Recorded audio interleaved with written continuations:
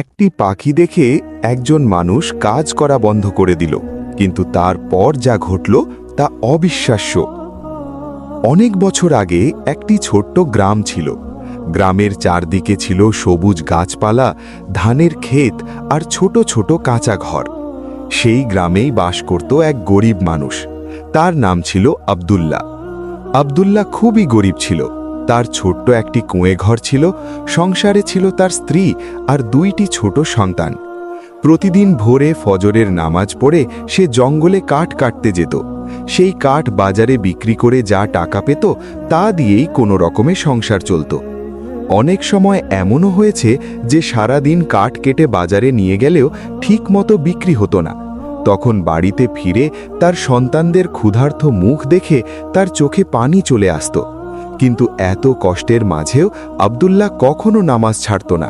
সে সব সময় বলতো, আল্লাহ অবশ্যই আমাদের জন্য ভালো কিছু রেখেছেন, শুধু ধৈর্য ধরতে হবে। একদিন সকালে সে জঙ্গলে কাঠ কাটতে গেল। অনেকক্ষণ হাঁটার পর সে একটি বড় গাছের নিচে বসে একটু বিশ্রাম নিতে লাগল। হঠাৎ সে দেখল একটি ছোট পাখি উড়ে এসে গাছের ডালে বসেছে। পাখিটির একটি ডানা ভাঙা ছিল, তাই সে ঠিকমতো উড়তে পারছিল না। কিছুক্ষণ পর আরেকটি পাখি উড়ে এসে তার মুখে খাবার এনে দিল। এই দৃশ্য দেখে আব্দুল্লাহ অবাক হয়ে গেল। সে মনে মনে ভাবতে লাগল, এই পাখিটি তো উড়তেও পারে না, তবুও আল্লাহ তার জন্য খাবারের ব্যবস্থা করেছেন।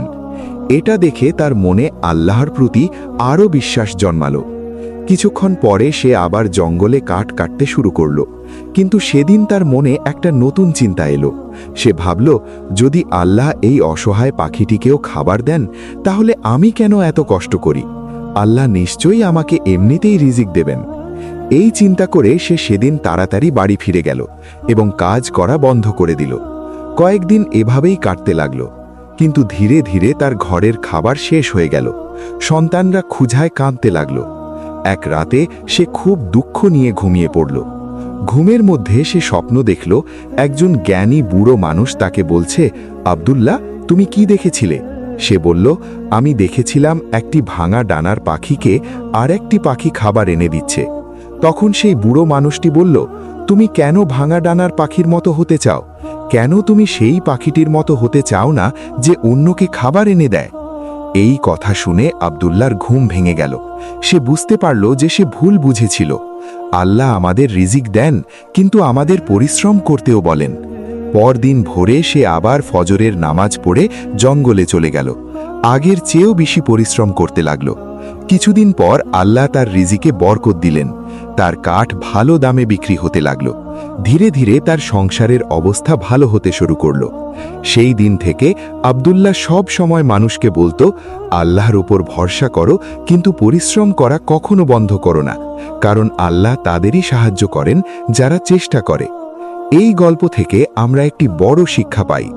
আল্লাহ আমাদের রিজিকের মালিক, কিন্তু শুধু বসে থাকলে হবে না। আমাদের চেষ্টা করতে হবে, পরিশ্রম করতে হবে এবং আল্লাহর ওপর ভরসা রাখতে হবে। তাহলেই আল্লাহ আমাদের জীবনে বরকত দান করবেন। ভিডিওটি ভালো লাগলে লাইক করুন এবং এমন আরও ইসলামিক শিক্ষণীয় ভিডিও পেতে আমাদের চ্যানেলটি সাবস্ক্রাইব করে সাথে থাকুন। আল্লাহ হাফেজ।